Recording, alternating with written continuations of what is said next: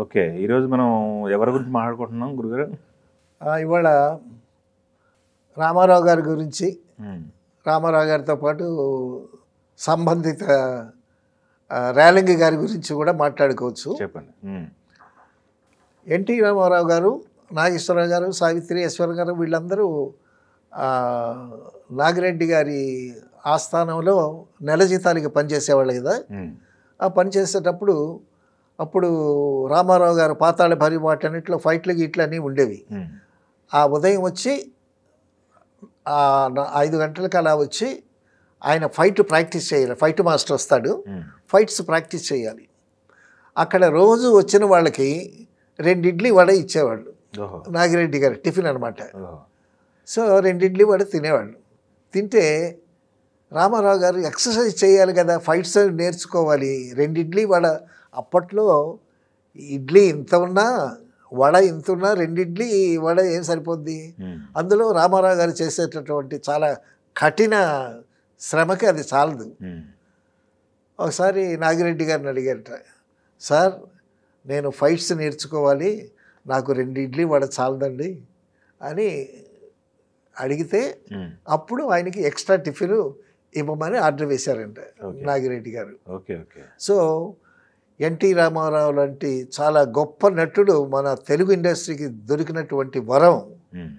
రాముడు కృష్ణుడిగా మన ఇళ్లలో గొడవలో వెలిసినటువంటి రామారావు గారు ఆ ఎర్లీ స్టేజ్లో కూడా, ఎర్లీ స్టేజ్లో ప్రతి వాళ్ళు చిన్న మెట్లెక్కి రావాల్సినటువంటి సంఘటనగా మనం చెప్పుకోవచ్చు. అలాగే రేలంగి గారు కూడా అదే సంస్థలో నెల జీతానికి ఉండేవాడు. రేలంగి గారు ఒకనొక సందర్భంలో ఆయన ప్రొడక్షన్ పుల్లయ్య గారి దగ్గర ప్రొడక్షన్ మేనేజర్గా చేశాడు. ఎక్కడో కేరళలో ఎస్వి రంగారావు గారు ఉంటే ఆ వరుదని సినిమాలో యాక్ట్ చేయడానికి ఆయన తీసుకొచ్చాడు ఎస్వి రంగారావు అని రేలంగి గారు. ప్రొడక్షన్ పనులు పుల్లయ్య గారి దగ్గర ప్రొడక్షన్ పనులు అన్నీ చేసేవాడు, ఒక బాయ్ లాగా చేసేవాడు రేలంగి గారు. అలాగలాగా నటనలోకి వచ్చి చాలా గొప్పవాడయ్యి తాడేపల్లి గూడెంలో థియేటర్ కట్టి అసలు 100 days ఫంక్షన్కి వెళితే రామారావు, నాగేశ్వరరావు గారు, సావిత్రి, ఎస్వి రంగారావు ఇంత హ్యామీలు ఉన్న రేలంగి గారు స్టేజ్ మీదకి వచ్చి ఒక డైలాగ్ చెప్తే అందరూ గొల్లు నవ్వేవాళ్ళు. అంత కామెడీలో అంత గొప్ప పేరు సంపాదించుకున్నాడు.